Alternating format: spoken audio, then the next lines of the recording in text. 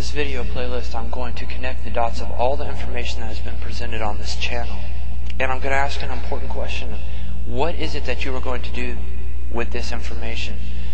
There is a shift that can happen in the matrix of the unified self, where the one self, the unified matrix of which all duality flows, the waves from which all particles that quantum physicists refer to originate from, that is deathless, that never ends, and that is who you are beyond time and space, of which all time and space is composed of. This is who you are, and it is evolving, an evolving self that is deathless, yet has evolved within time and space with perceptions of death and suffering. A deathless self that perceives itself to die and suffer within time and space. This is a paradigm of self-evolution that has been chosen by the self.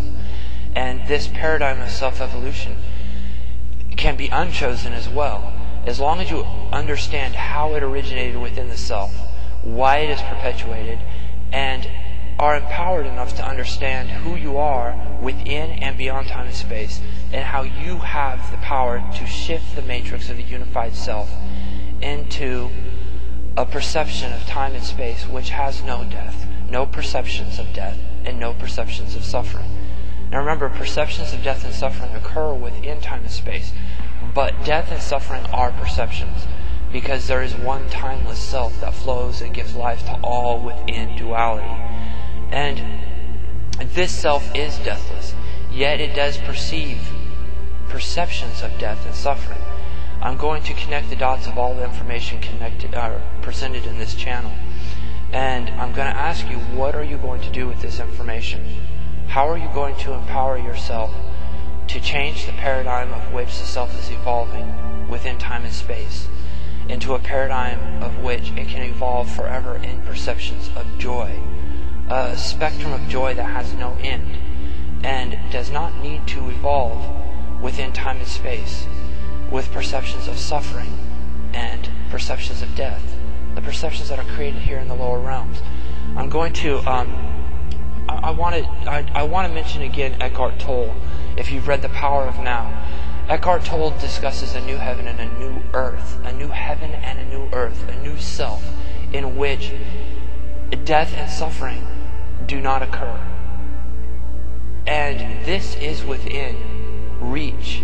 In fact, it is a paradigm that once was part of the self, before the lower realms were created, and before perceptions of death and suffering were brought to it. Neil Donald Walsh talks about how, in his Conversations with God books, if you're familiar with that, he talks about how we choose perceptions of death and suffering. We are choosing them. And we've discussed in other videos of how that might not be apparent to us as we're embodied here in DNA embodiments that perceive themselves to die and suffer. Yet he says we are choosing this. And as soon as we stop choosing this, the self will no longer receive perceptions of death and suffering, but will perceive itself as living forever within time and space, within the deathless self of which it is. I'm going to refer you to the playlist on the dual nature of consciousness if you have not yet viewed those videos. You are both the unified matrix, the essence that gives life to all within duality. That is your primal self that flows through all things. It is the wave that the quantum physicists refer to all matter as having a dual property of both a wave and a particle. The particle aspect is duality. It is the up and the down, the here and the there, the part of the self that acts within itself and creates. This is the dual part of you, but you are both. You are the unified matrix, and that is who you are and have always been before you were conceived within duality. This is your primal self. And you are also that which is within duality, that creates and brings experiences to that one self. The unified matrix is one, and there is nothing that exists outside of it.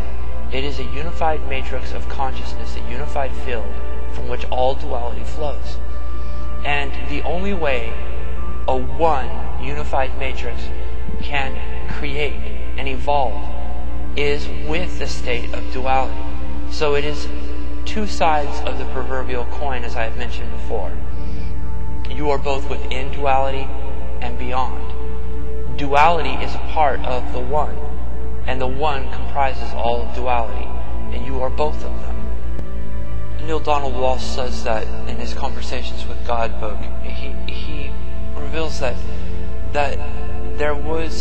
this was not the intention of the self, to evolve in the midst of death and suffering. He says, I created your bodies within time and space to never die. He says, you have chosen death and suffering. And we've discussed how that was chosen. And unfortunately, it was chosen by us, but not the part of us that we see as our own souls. It was chosen by other souls who never experienced death and suffering. And we've talked about this in the video playlist on angels and oversouls. There was once upon a time a paradigm within the self that had evolved naturally, where souls were conceived within duality of the one self and were given everlasting life and never experienced embodiments that have perceptions of old age, disease, suffering, a lack of freedom, and death. Neil Donald Walsh talks about in his Conversations with God book how we have chosen that.